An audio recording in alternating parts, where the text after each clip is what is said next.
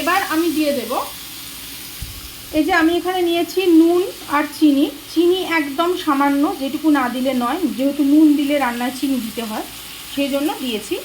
আর এই টিস্পুনে করে, এটা টিস্পুন আমার, এটার মোটামুটি 1 টিস্পুন 1.5 টিস্পুন মতো নুন আন্দাজ মতো আমি দিয়ে দিলাম।